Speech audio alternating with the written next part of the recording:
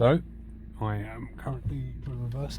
A Suzuki Swift 2013 has engine light on, lack of power. Customer said the DPF light was on apparently the other day.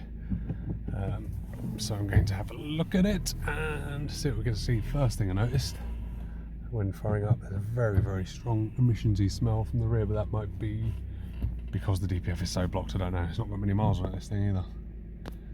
So let's have a look. Okay, so we've got a fault code for the pressure sensor performance or range. So let's see what the sensor's reading and doing. So key on, engine off, differential pressure 0, that's what we like to see. Fire it up, now idling, differential pressure is still 0. And under a big old rev like that, differential pressure is still 0. Right, let's go a bit further. Sensor on this, nice and easy to find, right next to the battery, just there. Pipes run under all this crap down onto the front of the exhaust. Those two metal pipes run up to rubber pipes and join it. So what we're going to do is take it off and manually pressure test it. Now what I will say is, a second ago when I came to it, this loom was incredibly taut. I don't know what work it's had done previously, so that may be a problem, but I'm still going to do my normal procedure of manually pressure testing the DPF. My exhaust pressure test kit is not here at the moment, so a Mityvac will do. It's not as, you know, as low pressure, but it will read. And we'll just see what is actually coming from the exhaust. So Reed's just about to jump in the car, fire it up and give it a rev, and we'll keep an eye on our gauge, our pressure gauge, yeah. Alright, give it a rev! About 4.5 psi, and one more! Okay, turn it off. So that was from the DPF. So we're getting around 4.5 psi, 5 psi, but nothing actually reading on the ECU. So all I've done is cleared the code. For now, for some reason, it's reading 0.3. However, if I tap the sensor, it changes. And if I put pressure into it, it's 10 psi, makes no odds. Okay, so we know the signal is no good. So that leaves us a couple of things. It could be the sensor, the wiring, or the ECU. It's a quick way to, very quick way to test it. I've got no wiring diagram or anything because you don't need it. So you've got a 3-wire sensor, so you're going to have a live and earth and a signal wire. You can back probe them, but I prefer where I can not to interfere with anything. So I use these little breakout leads. All we got to do. So I am really stuck on the coolant bottle. There we go. So my red is my signal. Checked, got me live, got me earth. All you do is you check them with that. Now that's my signal voltage. I've got my Mityvac. Don't know if I'm getting both in screen at the same time. So it's not changing whatsoever there, the voltage output. So, sensor. Let's put a new one on. Right, so we swapped. There's the old one, got the new one there. Exact same test, just to show you.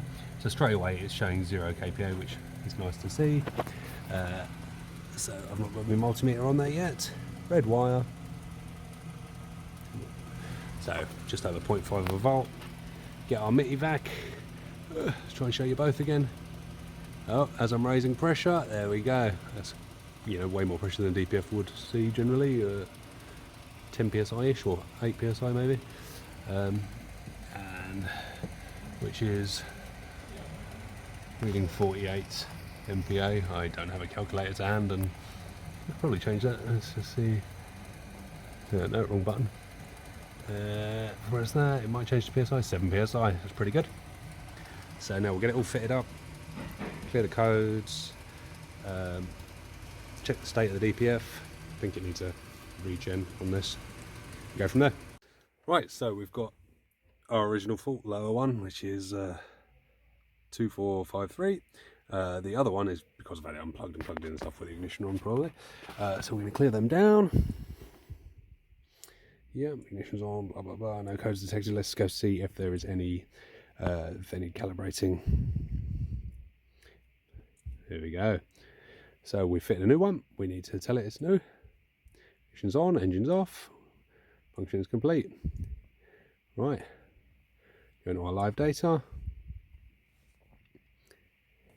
We want our differential pressure. We'll see what the flow resistance readings are as well. Show those. Fire it up.